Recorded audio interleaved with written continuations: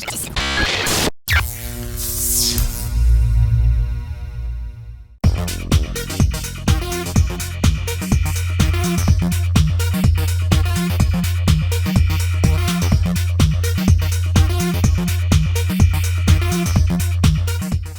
guys, Rick Taylor here with KS USA. Today we're going to talk about how to maintain your KS seat post.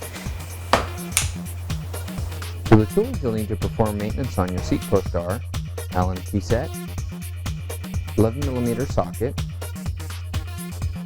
diagonal cutters or cable cutters, utility knife, friction carbon paste, zip ties, KS post paste or equivalent, degreaser, a lint-free towel, vise with soft jaw. Okay, so first step is going to be to remove the 11mm nut.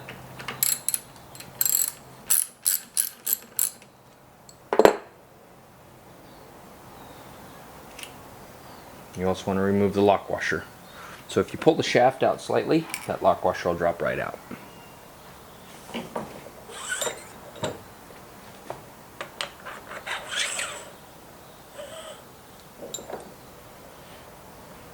Okay, our next step is going to be to remove the red collar.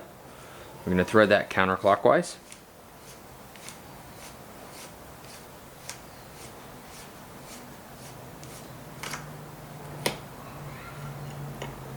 We're going to pull the bushings, the lower guides, everything all out in one. Be careful because sometimes these guides like this one here will fall out on you. If you have a guide that's stuck in place, utility knife works really good. Just get up under it and pop it out. And set those aside. And take out the DU bushing. And take out the collar. We can set all these aside.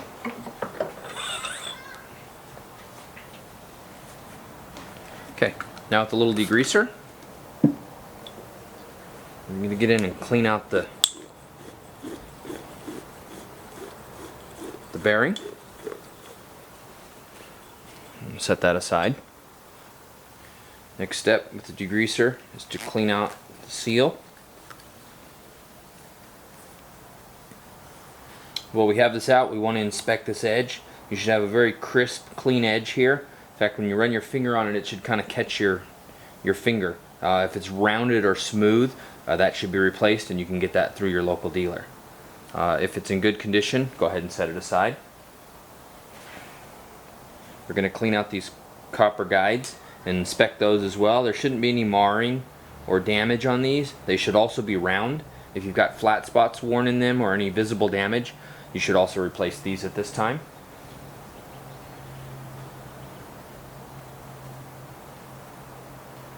Okay. Next is your DU bushing. Go ahead and clean that up. You want to inspect the Teflon sliding surface inside. It should be smooth and clean. If there's any visible damage, it would be a good time to replace it. The other thing you want to do is slide that bushing on the shaft here again and check for any end play. It should slide smoothly, but you shouldn't have excessive play or any rattle there. If there's rattle or excessive play, contact your local dealer and get yourself a new DU bushing. Lastly, we'll go ahead and wipe all the shaft and everything down here with degreaser.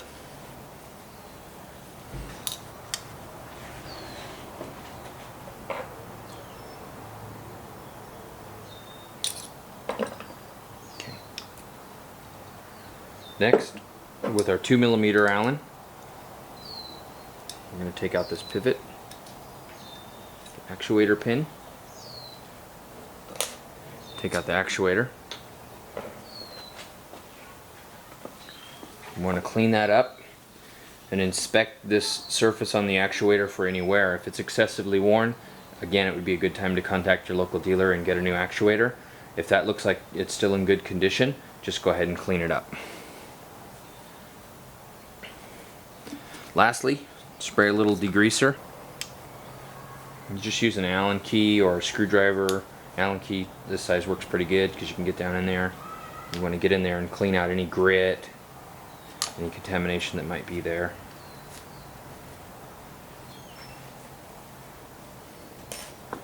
Okay, now our next step is to use our KS post paste. If you can't find KS post paste, you can also try Slick Honey, which is a very similar lubricant.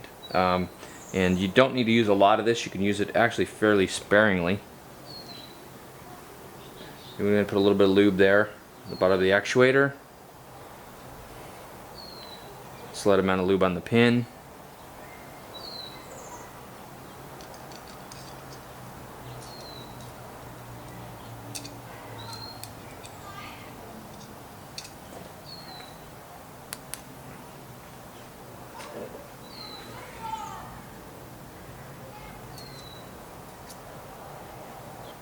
Okay, so we're going to put the actuator in. Line up the hole in the actuator with the hole in the clamp head.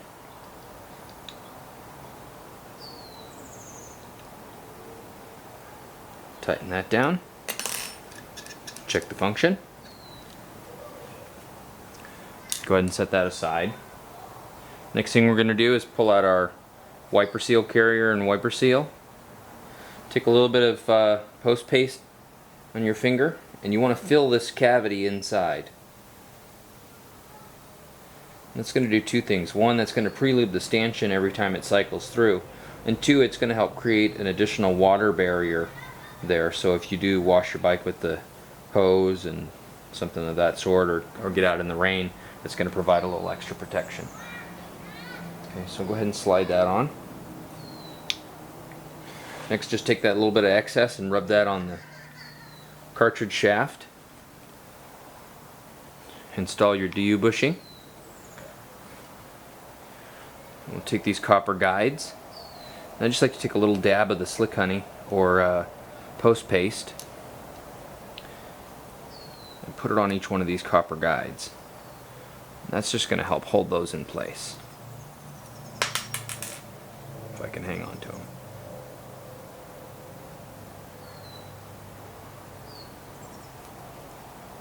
Okay, set that assembly aside. Okay, so the next thing we're going to do is go ahead and lube our roller bearing. We're going to use a little bit of the post paste. You just take that grease and push it down into the roller bearings.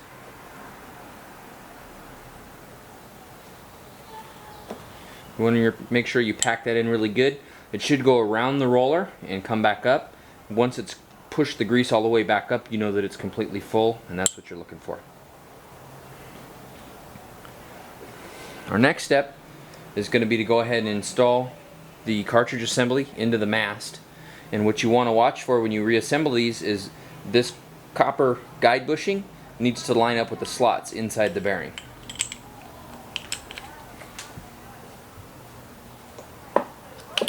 When I do that, I like to kind of squeeze down those copper guides and push down all at the same time, and that just ensures that they don't pop out of position when you're working on it.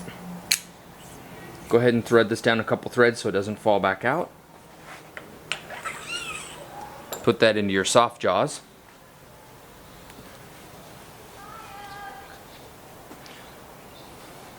Next is your lock washer and the nut. Use your 11mm socket. Tighten that down. You only need this tight enough so it takes the two ends of that lock washer and flattens them together. You don't want to tighten it any tighter than that. This is a hollow shaft, and if you over torque it, you can damage it. Lastly, compress the unit with it all the way down. Go ahead and tighten your collar. That's going to purge out any air that might be between the cartridge and the shaft. Give it a couple of test strokes. It's good to go back on the bike.